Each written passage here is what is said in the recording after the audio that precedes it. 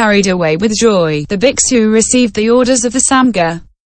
He said to Kasyapa the Great, "When I have reached the arhat gavampati, what shall I say to him?"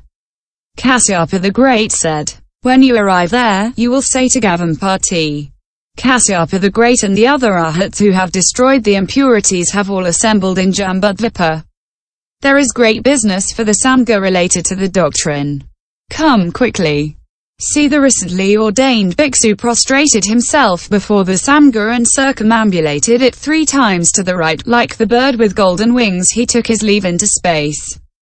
He came to Gavampati, prostrated, and said to him, "O venerable one, gentle and kind, you have few desires, you know how to be content with little.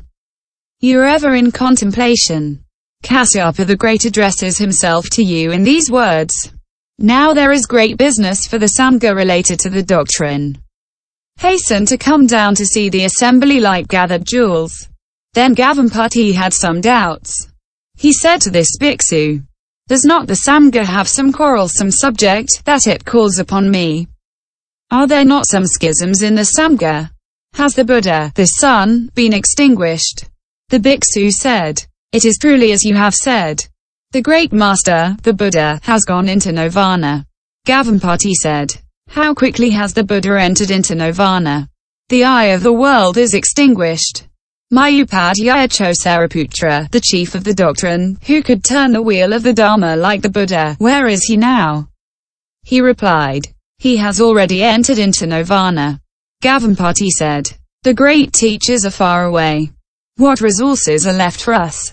Lien.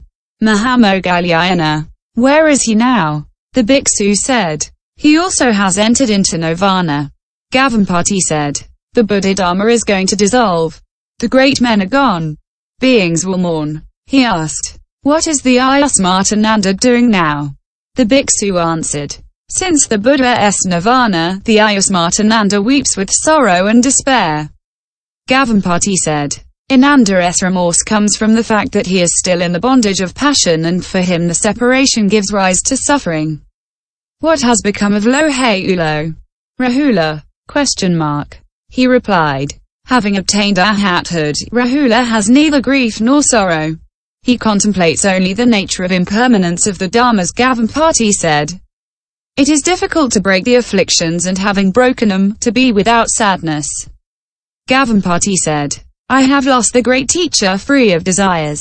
What is the use of remaining in Sirisavana? My upadhyaya and the great teachers all have entered nirvana. I can no longer go down to Jambudvipa. May I remain here in order to enter into parinirvana." Having spoken these words, he entered samadhi and leapt into space. His body emitted light rays and water and fire. With his hands he touched the sun and moon and manifested all kinds of miracles. From his mind there emanated flames that consumed his body. From within his body came water which flowed in 4 streams as far as Kasyapa the Great. From the water there came a voice that pronounced this stanza. Gavampati salutes by bowing his head to the samgha of venerable ones, the excellent supreme samgha. Having learned of the Buddha's nirvana, he said, "I am leaving in my turn." Thus, when the great elephant departs, the little one follows him. Then the recently ordained bhiksu, carrying the robe and bowl, returned to the samgha. At that moment, Ananda reflected on the nature of dharmas and sought to exhaust his last impurities. During the night, he sat in dhyana, walked to and fro, and sought the path anxiously and zealously. Ananda's wisdom was great, but his power of samadhi was weak. That is why he did not obtain the path immediately. If his power of concentration had been equal to his wisdom, he would have quickly obtained the path. Finally, when the night was almost over and he was very tired, he lay down. Now, on lying down to reach his pillow, just as his head touched it, suddenly he attained enlightenment. As a bolt of lightning drives away the shadows, he saw the path. Then Ananda entered the diamond-like samadhi and crushed the mountain of all the afflictions. He obtained the 3 knowledges, the 6 super knowledges, complete liberation, and became an arhat of great power. Then, during the night, he went to the door of the hall where the samgha was gathered, knocked at the door and called. Kasyapa the Great asked, "Who is knocking at the door?" He answered, "It is I, Ananda." Kasyapa the Great said, "Why have you come?" Ananda replied, "Tonight I have destroyed the impurities." Kasyapa the Great said, "The door is not open to you. Enter through the keyhole." Ananda answered, "So be it." Then, thanks to his miraculous power, he entered by way of the keyhole. He prostrated at the feet of the monks and confessed his faults, saying, "O great Kasyapa, do not recriminate."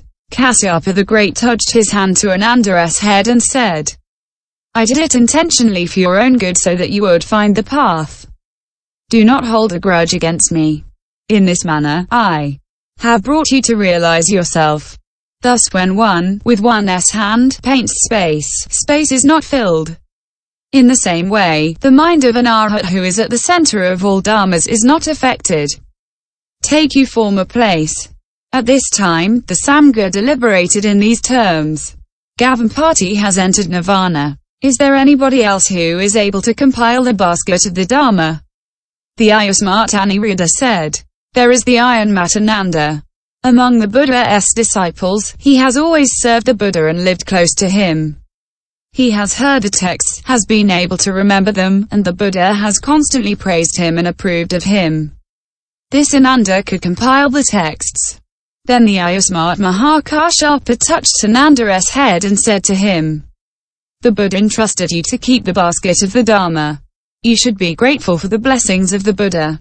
In what place did the Buddha first explain the Dharma? The great disciples of the Buddha who were able to keep the basket of the Dharma have all entered nirvana.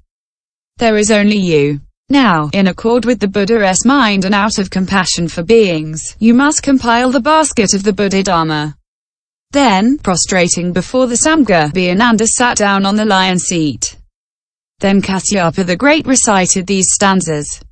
The Buddha is the holy king of the lions. Ananda is the son of the Buddha. Seated on the lion's seat, he contemplates the assembly lacking the Buddha. Just as the assembly of the venerable ones, lacking the Buddha, has lost its power, so in the moonless night, the constellations are without charm. O great sage, speak.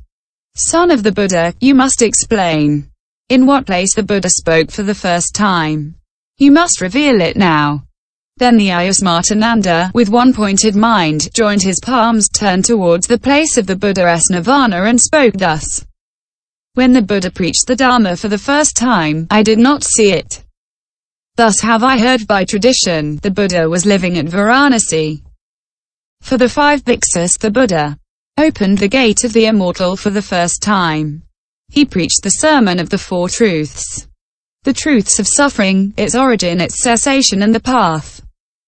Ajnata, Kaundinya, were the first to attain the vision of the path.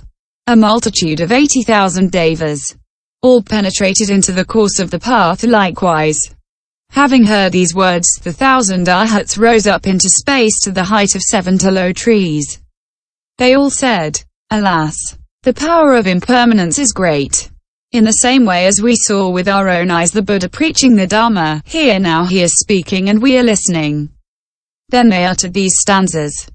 We have seen the marks of the Buddha's body, like a mountain of fine gold.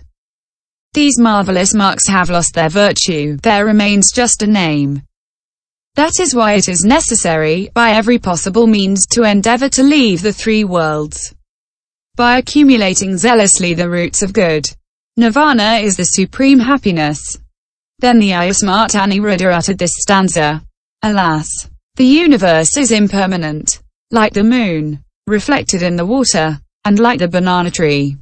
The one whose merits fill the 3 worlds has been destroyed by the wind of impermanence. Then Kasyapa the Great also uttered these stanzas. The power of impermanence is very great. Stupid people and wise people, poor and rich, see whether they have or have not found the path. No one can escape it. Neither skillful words nor marvelous jewels, nor lies nor strenuous protestations allow one to escape from it. Like a fire that consumes everything, such is the law of impermanence.